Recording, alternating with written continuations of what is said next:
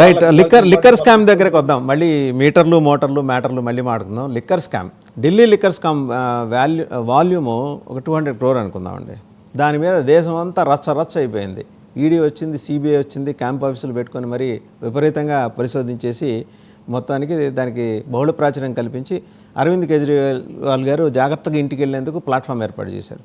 దానికి ఒక 30-40 ఇంతల స్కామ్ ఆంధ్రప్రదేశ్లో జరిగింది. స్వయాన ఎంపీ లావు శ్రీకృష్ణదేవరాయలు గారు పార్లమెంట్లో మాట్లాడారు 4,000 కోట్ల రూపాయలు. మరి దీంట్లో పరస్పర ఆరోపణలు చేసుకోవాల్సింది ఏదో టీడీపీయో బీజేపీయో జనసేన వచ్చి చేయట్లా. ఒక పార్టీలో మొన్నటిదాకా ఉన్న సాయిరెడ్డి గారు వచ్చి రాజ్ కేశిరెడ్డి గారి మీద చేస్తారు, ఆయన వచ్చి మళ్ళీ మాట్లాడతారు.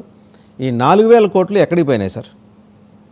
ఇప్పుడు మీరు లావు శ్రీకృష్ణదేవరాయలు గారు చెప్పినటువన్నీ బాండ్ పేపర్ మీద సంతకం పెట్టి రాసిచ్చినట్లు మీరు ఒప్పుకుంటారని, అంటే మీరు నేను ఆయన పార్లమెంట్ లో కూడా ప్రస్తావన చేశారనే మాట చెప్తున్నా. ఎందుకంటే government of India has enough evidence that the scam took place of volume around 4,000 crores.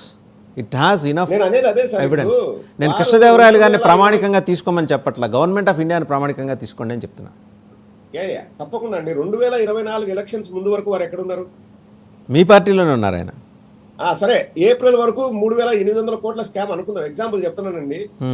ఆయనకు తెలిసినప్పుడు, ఆధారాలు ఉన్నప్పుడు, ఒక భారత పౌరుడిగా ఆయన ఎవరికైనా కంప్లైంట్ చేయాలి కదా. ఇప్పుడు వాళ్ళ పార్టీలో ఉన్నాను కాబట్టి నేను అన్ని మూసుకొని ఉంటాను, ఈ రోజు పార్టీ మారినాను కాబట్టి నేను ఇదేదో జరిగింది నాకు తెలుసని నేను బయటకు వచ్చి చెప్తాను అనడం ఎంతవరకు సమంజసం? ఇప్పుడు నేను లావు శ్రీకృష్ణదేవరాయలు గారి గురించి మాట్లాడుతున్నాను. మా పార్టీలో ఉన్నారు. ఇప్పుడు ఒక జస్ట్ వేరే స్థానానికి వెళ్ళి పోటీ చేయమంటే లేదు నేను ఇక్కడ నుంచి పోటీ చేస్తానని ఆ రీజన్ మీద ఆయన వెళ్ళిపోయారు. ఇంకా వేరే రీజన్లు ఉన్నాయేమో నాకు తెలియదు. పోటీ చేసి గెలిచారు కదా, పోటీ చేసి గెలిచారు, ఓడిపోలేదు. కానీ గెలుపోవటంలు అన్నవి జరుగుతుంటాయండి. ఇప్పుడు నెక్స్ట్ టైం నేను ఖచ్చితంగా గెలవగలను అని శ్రీకృష్ణదేవరాయలు చెప్పగలరా చెప్పండి? సో నేను అనేది ఏంటంటే, ఇప్పుడు కొన్ని man made scams, man made allegations ఉంటాయండి.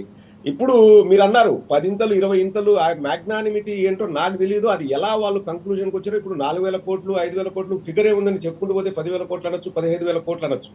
ఇప్పుడు ఒక్కటే అండి, శ్రీకృష్ణదేవరాయలు గారిని నేను అడిగేది ఒకటే, మీకు ఇంతకు ముందు తెలిస్తే మీరు ఇంతకు ముందు ఎందుకు మాట్లాడలేదు? సాయిరెడ్డి గారికి నేను సేమ్ ప్రశ్న అండి.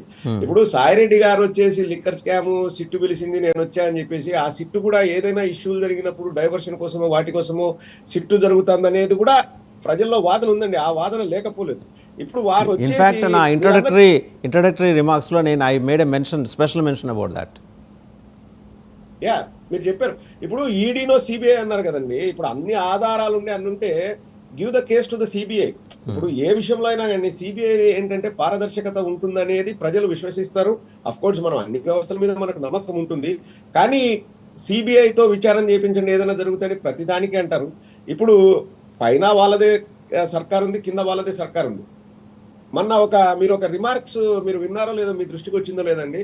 నాదెండ్ల మనోహర్ గారు ఇప్పుడు సాయిరెడ్డి గారు రాజీనామా చేసిన ఎంపీ సీట్ ఎవరికి ఇస్తారు అంటే అందులో మళ్ళా డౌట్ ఏముంది, అంబిగ్విటీ లేదు, అది సాయిరెడ్డి గారే బీజేపీ తరఫున నామినేషన్ వేస్తారు, వారే ఎంపీ అవుతారు మళ్ళీ అని చెప్పేసి నాదెండ్ల మనోహర్ గారు అన్నారని నేను కూడా న్యూస్ పేపర్లో చూశానండి. సో ఇంకొక పక్క ఏమో సాయిరెడ్డి గారు ఏమన్నారు, నేను వ్యవసాయం చేసుకుంటాను అన్నారు. మళ్ళీ సాయిరెడ్డి గారు ఇప్పుడు వచ్చేసి వీళ్ళు ఇట్లానే మాట్లాడుతుంటే వీళ్ళ పర్మిషన్ కావాలని, నేను రాజకీయాలు చేయాలంటే నేను పునఃప్రవేశం చేస్తాను రాజకీయాల్లో అంటున్నారు. సో ఏ విధంగా చూడొచ్చు? ఇప్పుడు ఒకటండి, మీ దగ్గర ఆధారాలు ఉన్నాయా, మీ దగ్గర ఇంకోటి ఉన్నాయా అంటే అది వారు ఆ ఇన్వెస్టిగేషన్ టీంకి ఇస్తే త్వరితగతిన ఇన్వెస్టిగేషన్ చేసి అక్కడ ఏమీ లేదని చెప్పాలని చెప్పేసి మేము కూడా బలంగా కోరుకుంటున్నాం. ఇంకొకటి, రాజ్ కసిరెడ్డికి సాయిరెడ్డికి ఉన్న బంధం ఏంటంటే అది మనకు అంత డెప్త్ లో మనకు తెలిసే అవకాశం ఉండదండి. ఆయన సాయిరెడ్డి గారు వచ్చేసి నేను రాజ్ కసిరెడ్డిని నమ్మినా అన్నాడు, రాజ్ కసిరెడ్డి వచ్చేసి ఆ మాట అన్నారు. ఇంకా అది వాళ్ళకు మధ్య పర్సనల్ గా ఏమన్నా ఇష్యూస్ ఉన్నాయా లేకపోతే ఏందున్నాయన్నది వాళ్ళే సమాధానం చెప్పాలండి. ఎందుకంటే ఒక ఆఫ్ ద రికార్డ్ ఒక వ్యక్తికి ఇంకొక వ్యక్తికి ఉన్న బంధం ఏంది, వాళ్ళకున్న డీలింగ్స్ ఏంటివి అన్నది it's very impossible to say in a single word. Right, I do agree. But ఆ మచ్చ, ఆ నింద, లేకపోతే ఆ నిజం, ఈ మూడిటికి లేదా మూడిట్లో ఏ ఒక్కదానికైనా మూడిటికి కలిపైనా మీరైతే వైసీపీ అయితే సమాధానం చెప్పాలి. లిక్కర్ స్కామ్ జరిగింది, జరిగిన మాట వాస్తవము. వాల్యూమ్ విషయంలో తేడాలు ఉండొచ్చు. వాళ్ళు 4,000 కోట్లు అంటారు, మీరు లేదు 3,999 కోట్లే అంటారు. ₹1 కోటి కదా తేడా. మొత్తం స్కామ్ అయితే జరిగింది. కాదండి. అవునా కదా? మీరు మేము అనని మాటలు మేము అంటారు అంటే మేమేం చెప్పగలం చెప్పండి? ఇది ఇప్పుడు ఒకటండి, ఇప్పుడు లిక్కర్ కాకపోతే మీరన్నట్టు మీటరు, మ్యాటరు, క్వార్టర్ అన్నట్లు ఏదో ఒక ఇష్యూలో అయితే అలిగేషన్స్ చేస్తారు. అది ఫర్ ష్యూర్. ఇప్పుడు ఈ ప్రభుత్వం చేసే పని అదే, కక్ష సాధింపు చర్యలో భాగంగా ఏదైనా మాకు ఇన్ఫర్మేషన్ మేము బయటికి రాబట్టాలి అని చెప్పేసి చేస్తున్నారు. మేము వి వెల్కమ్ దట్. మీరు చేసుకోండి. చేస్తే మా ప్రభుత్వానికి గాని, లేకపోతే ఇప్పుడు వీళ్ళు చేస్తున్న అలిగేషన్స్ గాని సంబంధం లేదని చెప్పేసి మేము చివరి వరకు కూడా మేము అదే చెప్తాం. ఎందుకంటే అక్కడ యాక్చువల్ సంబంధం లేదు. ఇంకా ఏదైనా వ్యక్తుల మధ్య గొడవలుండో, లేకపోతే రాజకీయ ప్రేరేపిత ఈ ఆరోపణలు చేస్తే వాటికి సమాధానం చెప్పుకునేంత ఫ్రీ టైం అయితే వైఎస్ఆర్ కాంగ్రెస్ పార్టీకి లేదండి. ఇప్పుడు నేను ఒకటే చెప్తానండి. ఒకటి, మనం ఏదైనా కానీ ప్రజల పాయింట్ ఆఫ్ వ్యూలో ఆలోచించాలి.